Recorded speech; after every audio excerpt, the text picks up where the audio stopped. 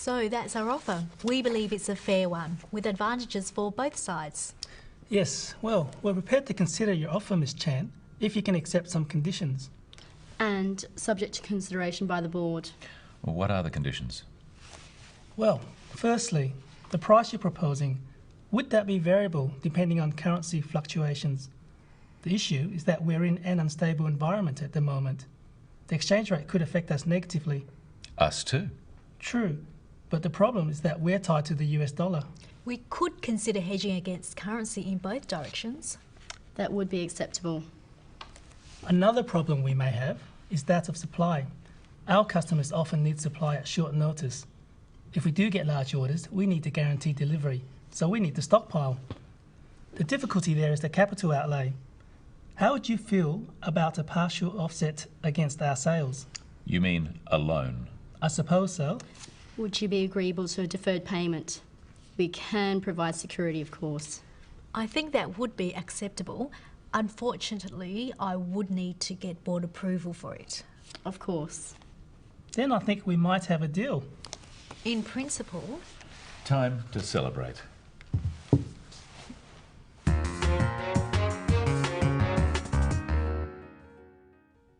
In negotiations, it's usual for each side to have conditions that make the deal better or safer for them. A condition is a change in the terms of a deal which is necessary before one side or the other agrees. Yes, well, we're prepared to consider your offer, Miss Chan, if you can accept some conditions. And subject to consideration by the board. Notice that Victor uses language carefully. He doesn't say, "We agree to your offer." He says, "We're prepared to consider your offer." He is signalling to the other side that there is a chance for agreement by using the word consider, which means think about. He then makes this conditional by saying, "if you can accept some conditions." In English, using the word if in this way is called a conditional. Victor is saying, "We can consider your offer if you can accept some conditions." One part of the sentence is conditional on or depending on the other. The negative is also true. If they can't accept the conditions, Victor can't consider the offer. Notice that Sue adds subject to consideration by the board. Subject to is another type of conditional phrase. She means we can agree if the board agrees. Subject to is a legal phrase meaning only if or only after. There are a number of expressions you can use when giving a condition. Try them after me. Subject to the board's agreement. Conditional on the board's agreement. Providing that the board agrees. As long as the board agrees. On condition that the board agrees. Let's look now at Victor's first condition. Well, firstly, the price you're proposing, would that be variable depending on currency fluctuations? The issue is that we're in an unstable environment at the moment. The exchange rate could affect us negatively. When Victor is talking about conditions, he is exploring various scenarios or things that could happen.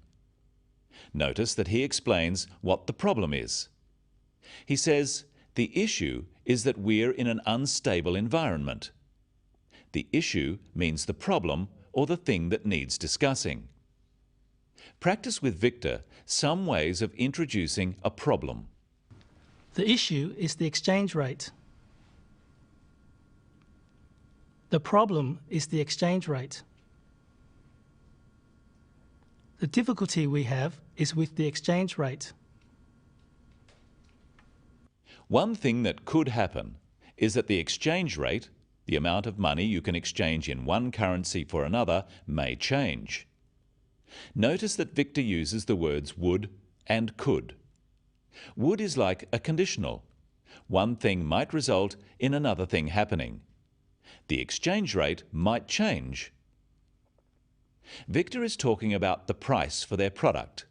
He asks, would that be variable depending on currency fluctuations? Fluctuations are changes. We can express this another way. If the currency changes, will the price change? Could is used to express a possibility, something that might happen. Victor says the exchange rate could affect us negatively. Notice that you can say something will affect you negatively, it will have a negative or bad effect, or positively, it will have a positive or good effect. What is Lynn's response to this first condition or concern of Victor's? We could consider hedging against currency in both directions. That would be acceptable. Like Victor, Lynn is being careful. She uses the word consider rather than just agreeing. She's waiting until the whole deal is clear. We can give both questions and answers using these could and would phrases. Practice them after Lynn and Victor. Would you consider hedging against currency? Would you agree to hedging against currency? We could consider hedging against currency. We could agree to hedging against currency. Sue comments, that would be acceptable. Acceptable simply means able to be accepted. They can agree to this solution. Practice with Sue some phrases you can use to agree and disagree to conditions. That would be acceptable. We can agree to that. We would be agreeable to that. That wouldn't be acceptable, I'm afraid. I'm afraid we can't agree to that. We wouldn't be agreeable to that. Notice that to agree with someone is to think they are right. To agree to something is to accept a proposal. What is Victor's second condition? Let's see. If we do get large orders, we need to guarantee delivery, so we need to stockpile. The difficulty there is the capital outlay. How would you feel about a partial offset against our sales? You might use the phrase, how would you feel about something, if you think it may be a difficult condition for the other side to accept. Sue puts this proposal a different way. Would you be agreeable to a deferred payment? We can provide security, of course. I think that would be acceptable. Unfortunately, I would need to get board approval for it. Sue uses the phrase, would you be agreeable? Would you be agreeable to a deferred payment? A deferred payment is when you pay later for something you buy. Lynn thinks this condition is acceptable, but she makes it conditional on board approval by saying, I would need to get board approval. Notice the stress on would. Practice some phrases you can use for this type of condition. That would have to have board approval. The board would need to approve that. That would be subject to board approval. Sometimes conditions depend on other conditions. One side might say, we agree to your condition if. So it's very important when negotiating to listen for words that signal a condition.